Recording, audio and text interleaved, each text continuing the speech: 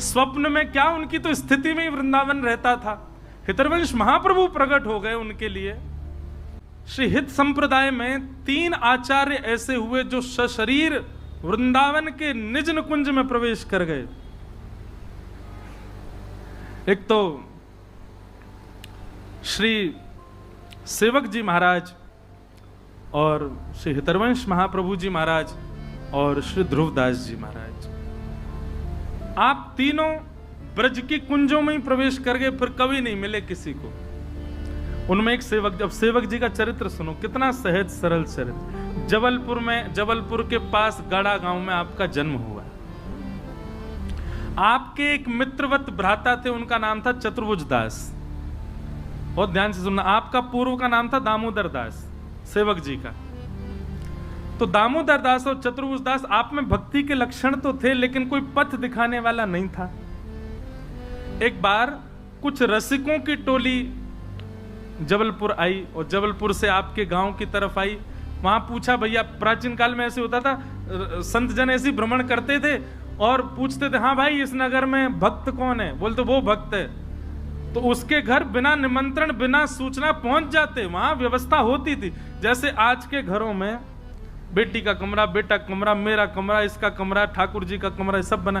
पहले के घरों में नीचे का भाग रखा ही जाता था। बोले कोई संत आ जाए, महापुरुष आ जाए, आज चलते, उनके लिए व्यवस्था है, आप मना नहीं कर सकते। अब का भारत बदल गया, इसमें आपका दोष नहीं है। बीच के भारत में लूट मार बहुत शुरू हो गई थी, तब फिर सब लोगों ने बंद कर दिए।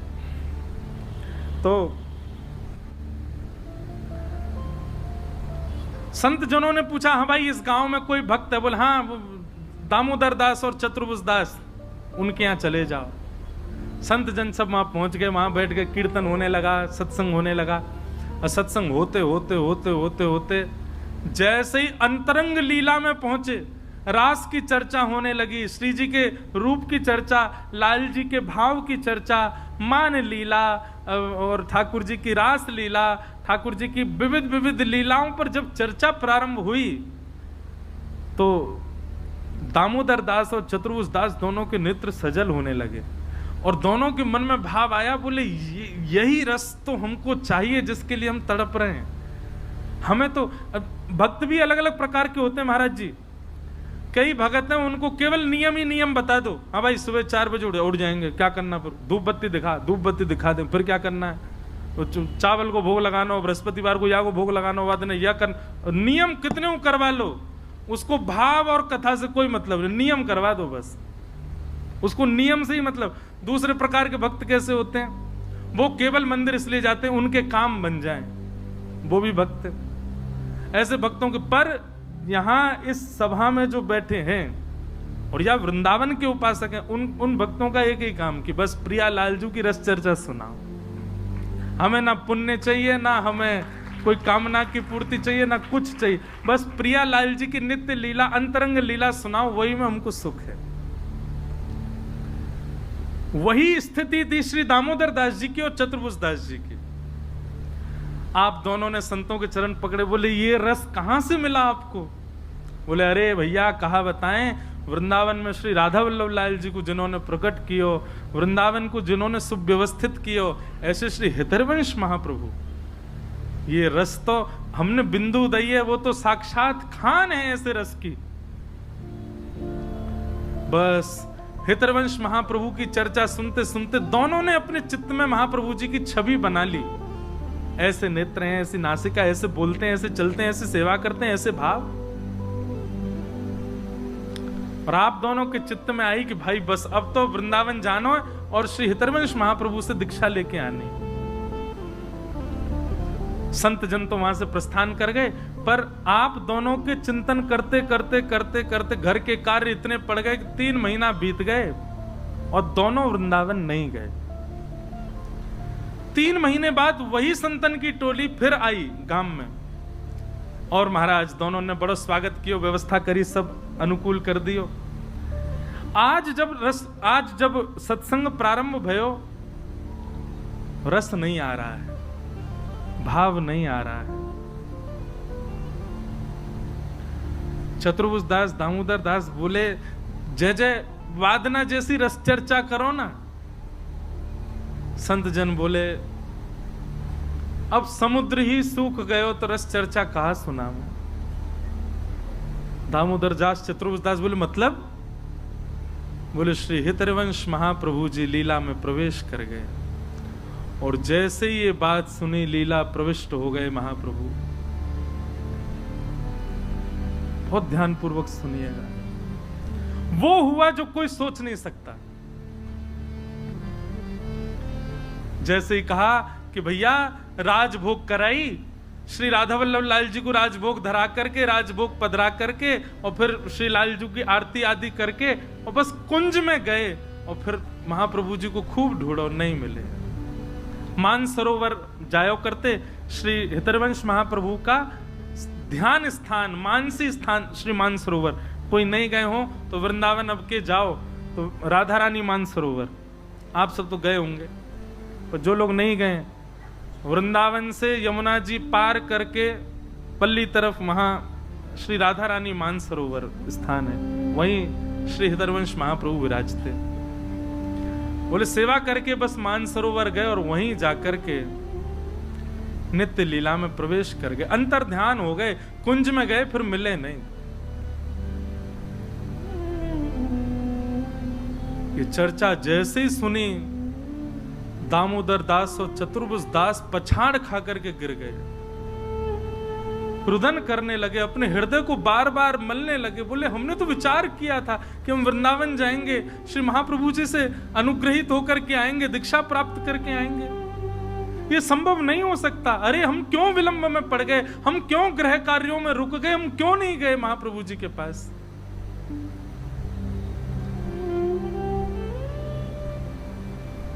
चरण पकड़ लिए संतों के, कोई उपाय बताओ, प्राण निकल जाएंगे हमारे, महाप्रभु जी कैसे मिलेंगे, अब वो पुनः प्राप्ति कैसे होगी, आप कृपा करके बताओ।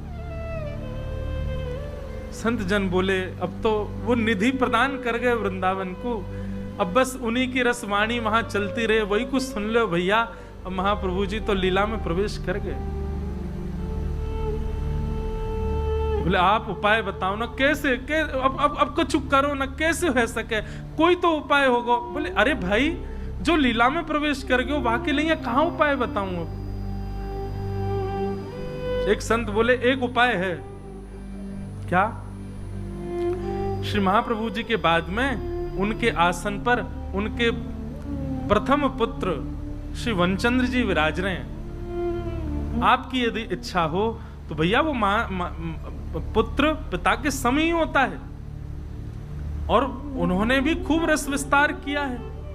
आप जाओ और वृंदावन जाकर के श्री वनचंद्र जी की दीक्षा ग्रहण कर लो, उनसे अनुग्रहित हो जाओ हित परंपरा में।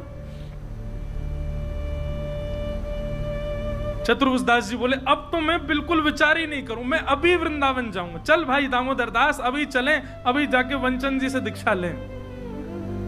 दामोदर दास जी ने अपने नेत्र के आंसू पोंछे और वहीं बैठ के बोले नहीं, गुरु जिसको हृदय से माना वही मेरे गुरु हैं। श्री हितरवंश महाप्रभु तो माने महाप्रभु। सब संतजन कहने अरे कैसो हट करे भैया, जब हमने कह दी लीला प्रवेश है गए, उनके पुत्र विराज रहे, जाओ। बोले उनके पुत्र खूब योग्य हैं, मैं उनकी बात नहीं करता, पर मैं जिसको हित से अपने चित्त से स्वीकार कर चुका हूं उसका त्याग कैसे करूं।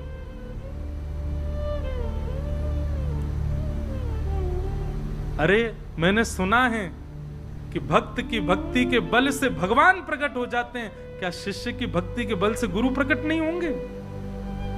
गुरु कोई शरीर नहीं है, गुरु कोई व्यक्ति नहीं है, गुरु चिन्मय परमात्मा का स्वरूप है। वो कहीं जाते नहीं, कहीं आते नहीं, जहां शिष्य बुलाए वहां गुरु पहुंचते हैं। और मैं अपने भजन के बल से महाप्रभु जी को बुलाऊंगा। चतुर्भुज दास जी बोले भैया मैं तो अब विचार नहीं करूंगा, मैं तो जा रहा हूं। बोले तू जा वृंदावन।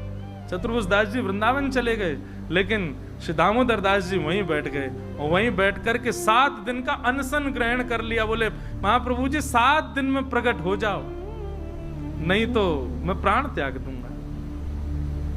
और महाराज जैसी अनशन व्रत पर बैठे हैं, श्री हरिवंश, हित हरिवंश, जीवन हरिवंश, प्राण हरिवंश, निधि हरिवंश, हरिवंश हरिवंश हरिवंश हरिवंश नाम का उच्चारण करते करते करते करते 7 दिन तो क्या 3 ही दिन पूर्ण हुए थे। 3 दिन होते ही श्री यमुना जी प्रकट हो गई, ब्रज प्रकट हो गया, कुंज प्रकट हो गई और श्री हृदयवंश महाप्रभु प्रकट हो गए और प्रकट होकर के दामोदर दास भक्त को अपने हृदय से लगा लिया। लीला प्रविष्ट आचार्य पुनः प्रकट हो गए और प्रकट होकर के केवल हृदय से नहीं लगा, बड़े प्रसन्न हुए। हित परंपरा की सब विधि बताई, हित चतुरासी जी प्रदान की और निज मंत्र गुरु दीक्षा प्रदान की और प्रदान करके कहा अब इस रस का विस्तार करो। अद्भुत ऐसी भक्ति श्री दामोदर दास जी, और नाम प्रदान कर दिया सेवक जी।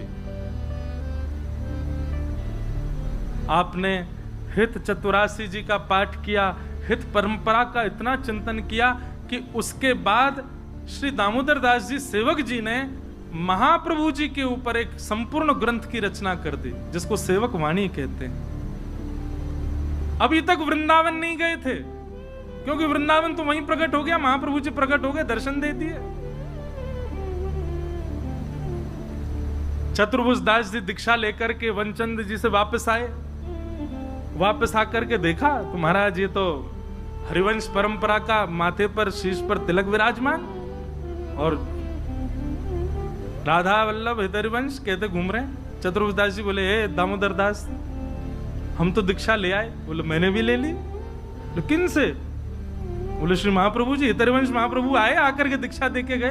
बोले अरे तुम बात बना रहे हो। बोले मुझे पता थी तुम विश्वास नहीं हो। देखो हित चतुरासी जी और संपूर्ण हित परंपरा सुना दी बैठ करके, और श्री सेवक वाणी जी जो उन्होंने लिखी है महाप्रभु जी के भाव से पूरा ग्रंथ दिखा दी। बोले देखो महाप्रभु जी कृपा करके गए और दीक्षा, ऐसा रूप था, ऐसे नेत्र थे, ऐसी नासिका, ऐसे कर्ण, ऐसा मुखमंडल, सब वर्णित कर दिया। बात होते होते वृंदावन पहुंच गई और श्री राधा वल्लभ जी के निज मंदिर में विराजमान श्री वनचंद्र जी को जैसे ये बात पता चली कि पूज्य आचार्य चरण, पूज्य पिताजी महाराज, पूज्य गुरुदेव भगवान श्री हरिवंश महाप्रभु लीला प्रवेश के बाद पुनः प्रकट हुए, प्रकट होकर किसी को दीक्षा देके गए। महाप्रभु वनचंद जी ने पत्र लिखा और पत्र लिख करके कहा सेवक जी आपको प्रणाम, हम आपको निमंत्रण दे रहे हैं, श्री जी आपको बुला रही हैं, आप वृंदावन आओ, श्री जी का भंडार लुटाएंगे हम, आपके आगमन की प्रसन्नता में उत्सव मनाया जाएगा वृंदावन में, आप वृंदावन पधारो, आपके दर्शन की अभिलाषा है। सेवक जी ने पत्र पढ़ा, बहुत ध्यान से सुने, बड़ी सुंदर लीला। सेवक जी ने पत्र पढ़ा, वृंदावन से निमंत्रण पा करके आनंदित हो गए। हम कहते हैं महाराज जी 3 बार, मैंने अब एक कथा करते करते अपने आप भाव आया कि भाई वृंदावन अपनी रुचि से मत जाओ, वृंदावन को निमंत्रण भेजने दो। और वृंदावन के 3 निमंत्रण आएंगे। पहला निमंत्रण स्वप्न में वृंदावन या वृंदावन का कोई भी अंग या कोई भी स्पर्शीय भाव दिख जाए, समझ जाना वृंदावन का प्रथम निमंत्रण है। यमुना जी दिख जाए, वृंदावन को कोई ब्रजवासी दिख जाए, वृंदावन को कोई मंदिर दिख जाए, अरे वृंदावन की कोई स्वर लहरी कानन में स्वप्न में ही गूंज जाए, श्री राधा हरिवंश राधा वल्लभ बिहारी जी कच्छू दिख जाए, अरे और तो पेड़ा ही दिख जाए, लस्सी दिख जाए वृंदावन की, कचौड़ी दिख जाए वृंदावन की, वृंदावन से जाको संबंध है वो आपके स्वप्न में प्रकट हो जाए, ये पहला निमंत्रण है वृंदावन का। दूसरा, आपके घर पर वृंदावन से कोई प्रसाद आ जाए अनायास ही, कोई पड़ोसी गए, रिश्तेदार गए, मित्र गया और उसने आपके घर प्रसाद दे दिया, दूसरा निमंत्रण है वृंदावन का। और तीसरा, आपके घर पर या फिर आपके शहर में, आपकी कॉलोनी में कोई ब्रजवासी आ जाए, समझ जाओ वृंदावन बुला रहे हो।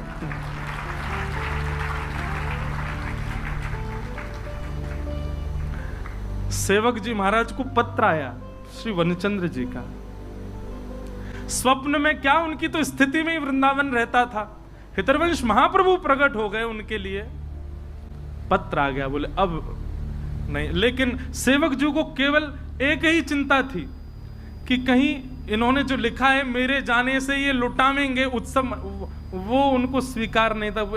ऐसे कोई बड़े नहीं हम कि हमारे लिए श्री जी का भंडार लुटाया जाए। सेवक जी महाराज ने क्या किया, अपना रूप बदला, अवधूत रूप धारण किया, पूरे अंग पर रज लगा ली, केश मुड़ा दिए और विचित्र सा वेश धारण कर लिया, विचित्र से वस्त्र पहन लिए कि हमें कोई पहचाने ही नहीं, तो वृंदावन पहुंच जाए हम। महाराज जी कितनी सुंदर लीला है, सुनियो। सेवक जी वृंदावन आए और वृंदावन में जैसे ही राधा वल्लभ जी की कुंज में प्रवेश किया, उनको कोई नहीं पहचान रहा था कि ये सेवक जी। अच्छा, चर्चा पूरे वृंदावन में हो चुकी थी कि भैया जबलपुर के पास एक सेवक जी हैं, उनको महाप्रभु जी ने प्रकट होकर दर्शन दिए। सेवक जी आ गए, राधा वल्लभ जी के मंदिर में जैसे ही प्रवेश किया तो श्री राधा वल्लभ लाल जी वनचंद जी से चर्चा कर रहे, कुछ बात कर रहे थे लीला की। अच्छा, दर्शनार्थियों को तो देखने में लगता ठाकुर जी खड़े हैं बस, लेकिन वनचंद जी को सब अनुभूति होती, हाथ भी सीधे कर रहे हैं, बैठ भी रहे हैं, बोल भी रहे हैं, उठ भी रहे हैं, मुकुट क्यों करें, टेढ़ होने सीधो करो, सब बात हो रही। और चर्चा करते करते श्री राधा वल्लभ लाल जी सामने खड़े, वनचंद जी बात उनसे कर रहे हैं और तिरछी नजर से ऐसे देख रहे हैं। और जैसे ही तिरछी नजर करी श्री राधा वल्लभ जी ने, बोले चर्चा मोते कर रहे हैं, देख कहां रहे हैं। जैसे ही पीछे मुड़ करके देखा तो एक अवधूत भेष में, केश नहीं है, अवधूत सा भेष है, कछु फटे पुराने से वस्त्र पहन रखे हैं, पूरे तन पर रज लगा रखी है।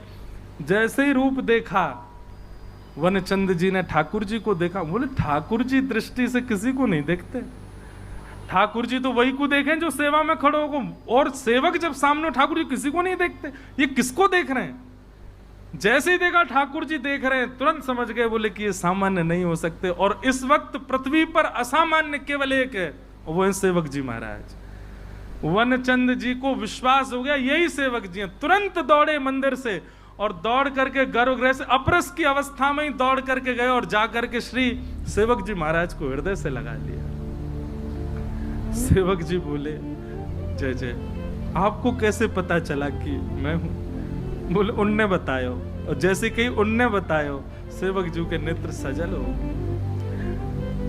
वनचंद जी बोले, हाँ भाई आज्ञा है, भंडार खोलो, लुटाओ। भंडार लुटाने का मतलब पेड़ा लड्डू नहीं, श्री जी के आभूषण, श्री जी की मणियां, श्री जी के स्वर्ण चांदी की सामग्री सब लुटाओ बधाई में। सेवक जी आए हैं, चरणों में गिर गए, बोले नहीं भगवान, श्री जी की सामग्री ऐसे मत करो आप, मुझको बहुत पीड़ा होगी। बोले अच्छा, तो अमनिया जो अभी तक श्री जी ने धारण नहीं करी है उनको रहने देंगे, जो श्री जी धारण कर चुकी हैं प्रसादी है युवा को लुटाएंगे।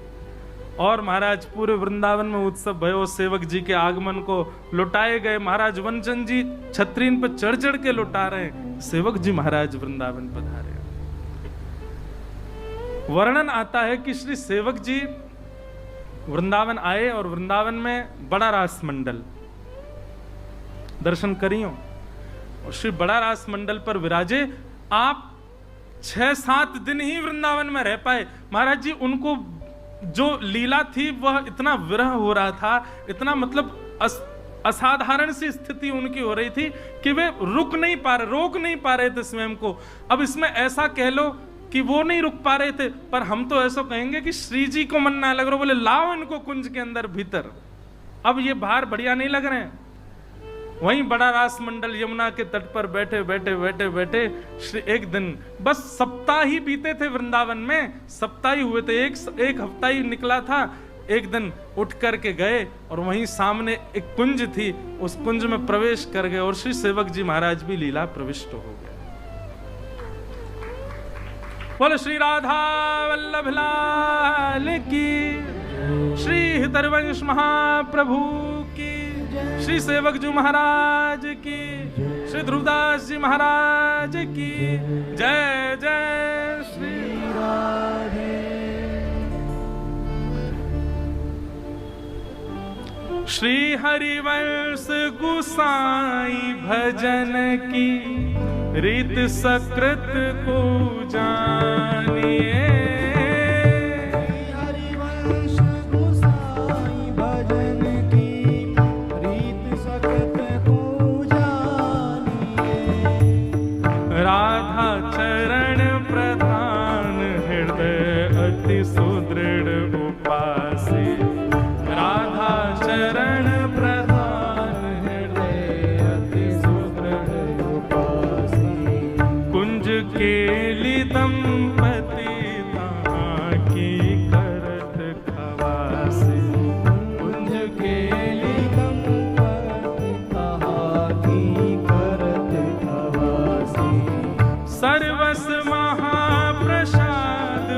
प्रसिद्धता के अधिकारी, सर्वस महाप्रसाद प्रसिद्धता के अधिकारी, विधि निषेध नहीं दास अनन्य उत्कट व्रत धारी, विधि निषेध नहीं दास अनन्य उत्कट व्रत। हाँ व्यास सुवन पथ अनुसरे, सोई भले पहचानिए,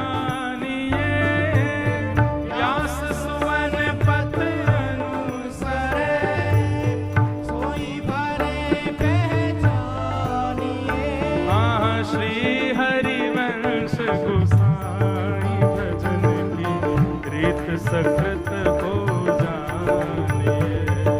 श्री हरिवंश गोसाई भजन की रीत सकृत हो जानिए। श्यामा हृदय कमल सो प्रकट हो, श्यामा हृदय कमल सो प्रकट हो। राधा हृदय कमल सो प्रकट हो। राधा हृदय कमल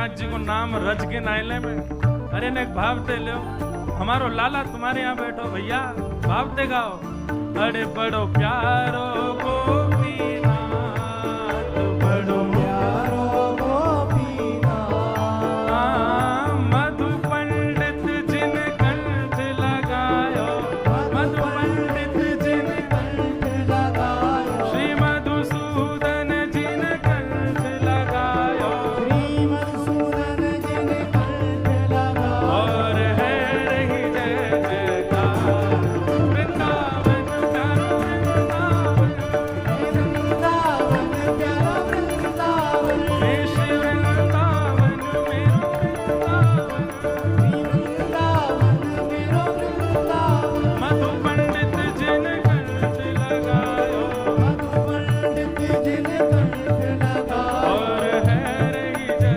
जयकार वृंदावन मेरो वृंदावन ओ वृंदावन मेरो वृंदावन देश वृंदावन प्यारो वृंदावन वृंदावन प्यारा वृंदावन गोपाल भट्ट झुकी हृदय वेदना प्रगट्यो शालिग्राम गोपाल भट्ट जो की हृदय वेदना प्रगटो शालिग्राम गोपाल भट्ट झुकी हृदय वेदना प्रगट्यो शालिग्राम गोपाल भट्ट जो की हृदय वेदना प्रगटो शालिग्राम हे रूप सुधा को खान हमारा रूप सुधा को खान हमारो वृंदावन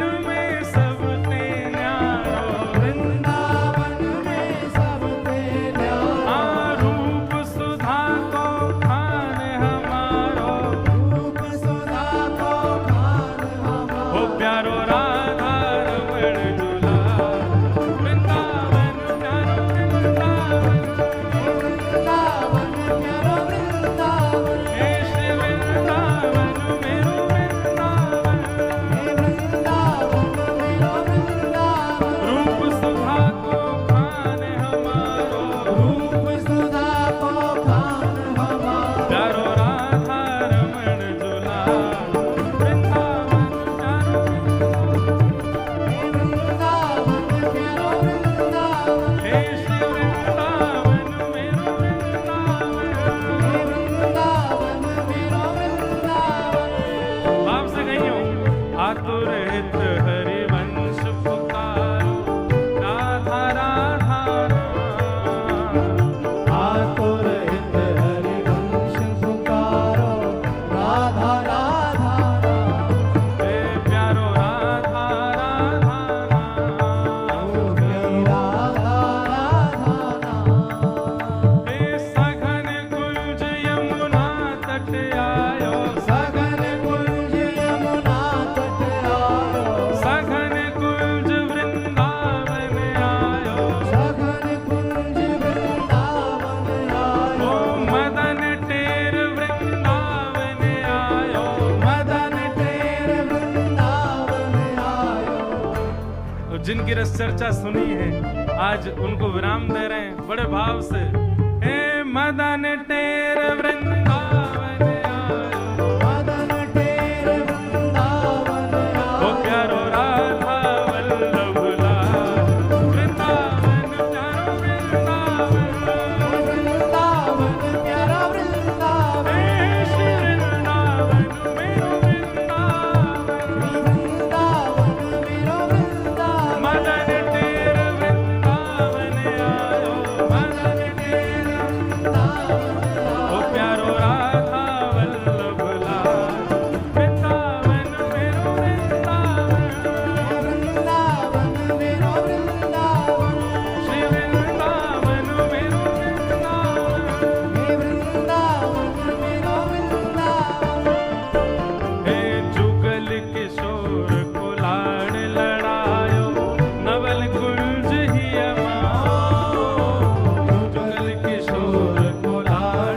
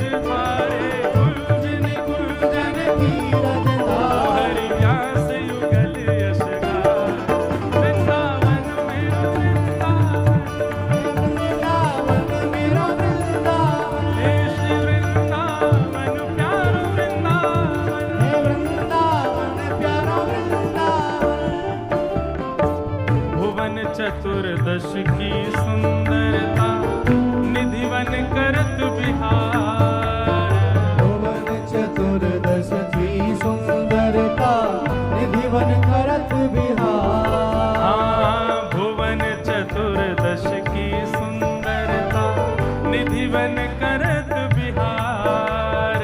भुवन चतुर्दश की सुंदरता निधिवन करत बिहार। जो आवे वाले हैं कल, उनको स्वागत करो, उनको आवाहन करो। श्यामा प्यारी कुंज बिहारी, श्यामा प्यारी कुंज बिहारी, श्यामा प्यारी बांके बिहारी, श्यामा प्यारी बांके बिहारी। और जय जय श्री हरिदास वृंदावन प्यारो वृंदावन, वृंदावन प्यारो वृंदावन, हे श्री वृंदावन मेरो वृंदावन। वृंदावन मेरो वृंदावन। श्यामा प्यारी कुंज बिहारी, जय श्री हरिदास दुलारी, ऐसे नहीं भाव से कहनो, जय जय श्री हरिदास दुलारी। श्यामा प्यारी कुंज बिहारी, जय जय श्री हरिदास दुलारी, श्यामा प्यारी कुंज बिहारी, जय जय श्री हरिदास दुलारी, हे श्यामा प्यारी बांके बिहारी, जय जय श्री हरिदास दुलारी, श्यामा प्यारी कुंज बिहारी, जय जय श्री हरिदास दुलारी, हे श्यामा प्यारी कुंज बिहारी, जय जय श्री हरिदास दुलारी, श्यामा प्यारी कुंज बिहारी, जय जय श्री हरिदास दुलारी, श्यामा प्यारी कुंज बिहारी, श्यामा प्यारी कुंज बिहारी। और जय जय श्री हरिदास वृंदावन प्यारो वृंदावन, हे वृंदावन प्यारो वृंदावन, हे श्री वृंदावन मेरो वृंदावन। वृंदावन मेरो वृंदावन। जिनकी कृपा से यह रस प्रकट वृंदावन अभिराम। जिनकी कृपा से यह रस प्रकट वृंदावन अभिराम। हाँ वृंदावन अभिराम, वृंदावन अभिराम। प्यारो वृंदावन अभिराम, प्यारो वृंदावन अभिराम। हे सप्त निधिन को ही उजियारो, सप्तनिधिन को ही उजियारो।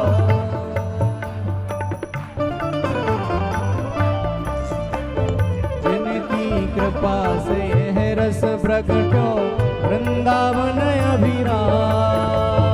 जिनकी कृपा से यह रस प्रगटो वृंदावन अभिराम। हाँ सप्तनिधिन को ही उजियारो, सप्तनिधिन को ही उजियारो। हम सबको मिलवावे वारो, हम सबको मिलवावे वारो।